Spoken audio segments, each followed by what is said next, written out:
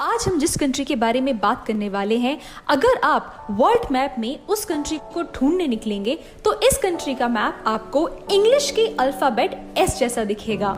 ये कंट्री बहुत ही फेमस है अपने फूड क्विजीन्स के लिए, बुद्धा मोनास्ट्रीज के लिए और बहुत ही खूबसूरत बीचेस के लिए।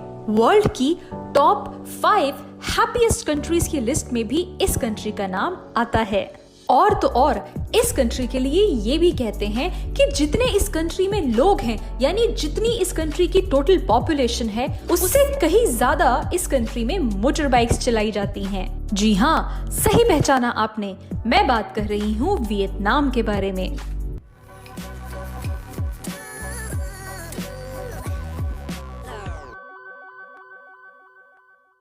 हाय guys, welcome to my channel speak atlas. मैं हूं अनुप्रिया। आज के इस वीडियो में मैं आप सबको वियतनाम कंट्री के बारे में ढेर सारी जनरल इंफॉर्मेशन और फन फैक्ट्स बताऊंगी। मेरे इस वीडियो के एंड में मैं आप सबसे एक क्वेश्चन पूछूंगी जिसका आंसर आप मेरे कमेंट सेक्शन में कमेंट करके मुझे दे सकते हैं। तो मेरे इस वीडियो को एंड तक देखें और हाँ, मेरे चैनल को सब्सक्राइब करना ना भूलें। तो चलिए आगे बढ़ते हैं और जानते हैं वियतनाम के बारे में। पॉइंट नंबर 1 पर आती है ज्योग्राफी। वियतनाम, जिसे हम सोशलिस्ट रिपब्लिक ऑफ वियतनाम भी कहते हैं, एक साउथ ईस्ट एशियन कंट्री है जो इंडो चाइनीज पेनिनसुला के ईस्ट में लोकेटेड है। इस कंट्री की कैपिटल सिटी है हनोई और यहाँ की लार्जेस्ट सिटी है हो ची मिन सिटी, जिसे पहले साइगोन भी कहते थे। अगर हम इस कंट्री की लोकेशन के बारे में थोड़ी सी बात करें तो ये कंट्री नॉर्थ में अपना बॉर्डर शेयर करती है चाइना के साथ और इसके वेस्ट में पड़ते हैं लाओस एंड कंबोडिया। ये कंट्री अपना मैरीटाइम बॉर्डर शेयर करती है थाईलैंड के साथ थ्रू गल्फ ऑफ थाईलैंड और फिलीपींस, इंडोनेशिया और मलेशिया के साथ थ्रू साउथ चाइना सी। वियतनाम डिवाइड की गई है 58 प्रोविंसेस और 5 म्युनिसिपैलिटीज में। कई सारी आर्कियोलॉजिकल स्टडीज हमें बताती हैं कि वियतनाम जो कंट्री है वहां पर पेलियोलिथिक एज के टाइम से लोग रहते आ रहे हैं। जो एंशिएंट वियतनामीज हुआ करते थे वो रेड रिवर वैली नाम की एक जगह पर रहते थे और उस जगह को वो लोग वियतनाम बुलाते थे। 2nd सेंचुरी बीसी में इस जगह को हैन डायनेस्टी ने कॉन्कर किया। अगर आप सबने चाइना के ऊपर मेरे वीडियोस देखे हैं तो हैन डायनेस्टी के बारे में आपको ऑलरेडी बहुत सारी जानकारी होगी। अगर आपने ये वीडियोस नहीं देखे हैं तो मैं आपको रिकमेंड करूंगी कि वो वीडियोस भी आप मेरे चैनल के थ्रू देख सकते हैं। हैन डायनेस्टी के कॉन्कर कर लेने के बाद वियतनाम इंपीरियल चाइना का पार्ट बन गई और लगभग 1000 साल तक ये कंट्री चाइना का ही पार्ट रही और लगभग 10th सेंचुरी एडी में जाकर इस कंट्री को अपना इंडिपेंडेंस मिला और धीरे धीरे ये सदर्न पार्ट में भी एक्सपैंड होना शुरू हो गई। कुछ लेट 19th सेंचुरी के दौरान इंडो चाइनीज पेनिनसुला पर फ्रेंच कॉलोनाइजेशन शुरू हुआ और कहते हैं कि वियतनाम कंट्री का जो ये इंडिपेंडेंस था ये बहुत लंबा नहीं चल पाया और इस कंट्री को फ्रांस ने अपने अंडर में ले लिया। 1945 में जाकर वियतनाम को फ्रांस से भी अपना इंडिपेंडेंस मिल गया, लेकिन इस इंडिपेंडेंस के बाद भी ये कंट्री 2 अलग अलग हिस्सों में डिवाइडेड थी।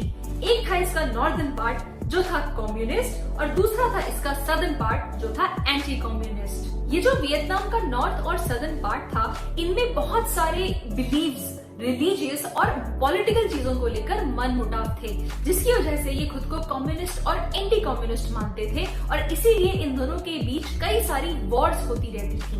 वियतनाम वॉर के बारे में तो आप सबने सुना ही होगा। ये फेमस वॉर भी कम्युनिस्ट नॉर्थ और एंटी कम्युनिस्ट सदर्न वियतनाम के बीच में हुई थी और इस वॉर में नॉर्थ पार्ट को मिला था सपोर्ट यूएसएसआर से और सदर्न के सपोर्ट में था यूएसए। फाइनली 1975 में नॉर्थ वियतनाम ने वियतनाम वॉर को जीत लिया और उसी के बाद 1976 में नॉर्थ एंड साउथ वियतनाम्स रीयूनिफाई हुए और एक कम्युनिस्ट स्टेट बन गए। उस दिन के बाद से इस कंट्री में कई सारे रिलीजियस और पॉलिटिकल बदलाव देखे गए और एक आज का समय है जब वियतनाम की इकोनॉमी एक फास्टेस्ट ग्रोइंग इकोनॉमी मानी जाती है।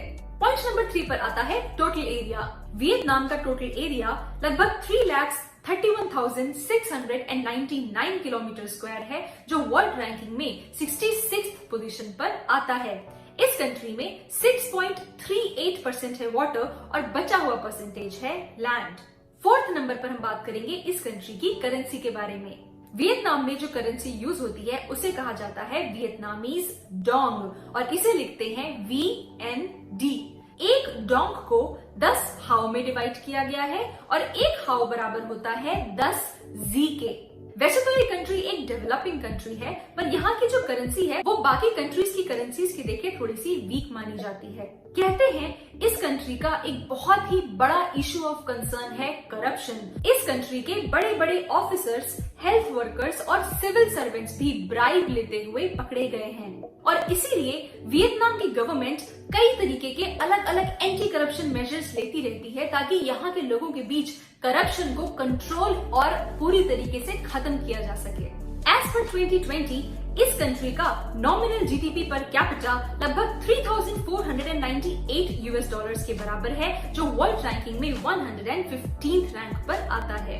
पॉइंट नंबर 5 पर हम बात करेंगे वियतनाम के स्पोर्ट्स के बारे में। वियतनाम का सबसे पॉपुलर स्पोर्ट है फुटबॉल।